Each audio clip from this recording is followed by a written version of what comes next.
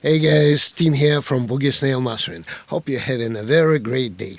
So, there are some mastering tools that either directly or indirectly create loudness by means of other than peak limiting. So in this video I speak about my favorite tools for getting a little bit more perceived loudness in mastering. So before we start, please remember, if you have a mix that you need mastered, request a quote at BSMastering.com and receive 50% of your first order. I would also very much appreciate, guys, if you subscribe and hit the notification bell to support my channel. It helps me to bring more videos. And now, let's get started.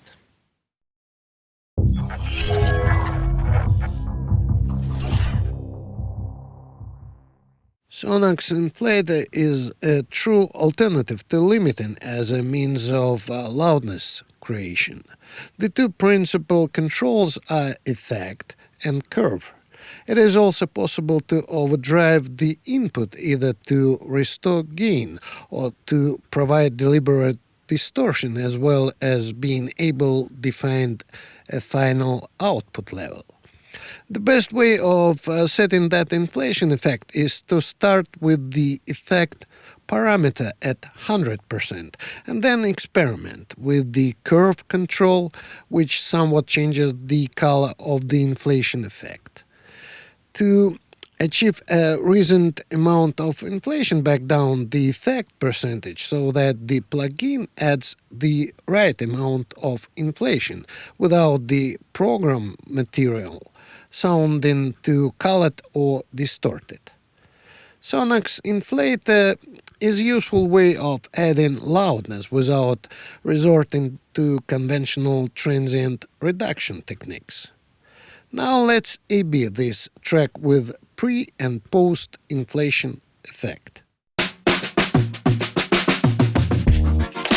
Moving slowly through the yard, through my mind, I feel you watching through the window as I pass by. I know life can feel like it's a rewind.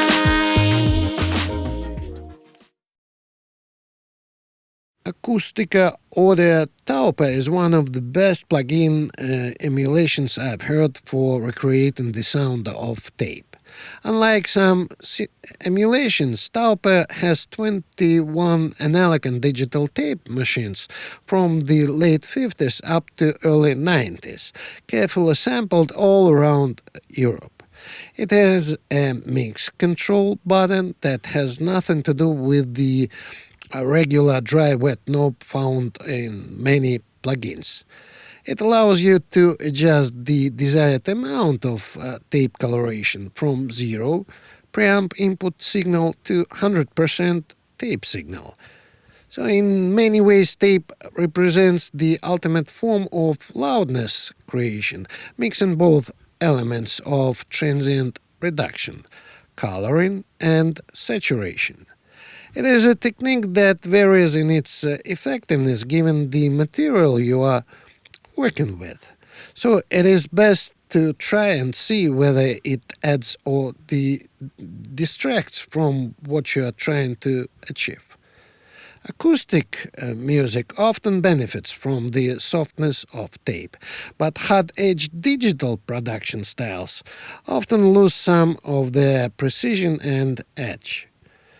Tape saturation can be a useful way of controlling transient energy, but the added color and body of tape saturation can also make a track feel louder.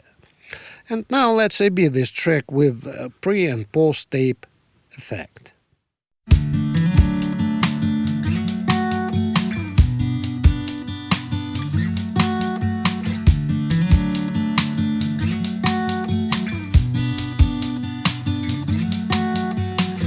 This February came, don't want to throw it all away. As shattered moments fall in vain, you pick the pieces up and say, I guess that's what it's worth. Like a diamond with a curse. If I told you how I feel.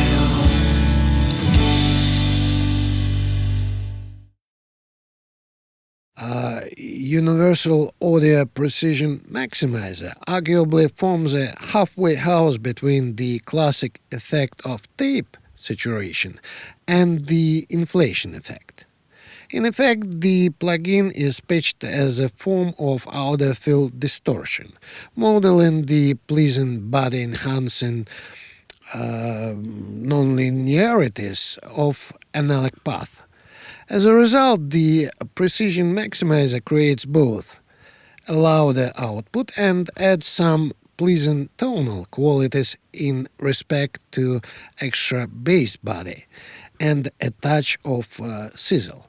Like the inflator, the main two controls cover shape, which is somewhat equivalent to the amount of drive, as well as mix, which set the amount of maximized signal blended into the final mix.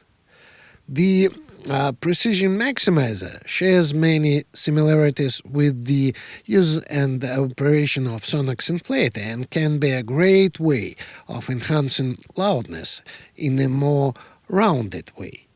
So now let's A/B this track with a pre and post maximizer effect.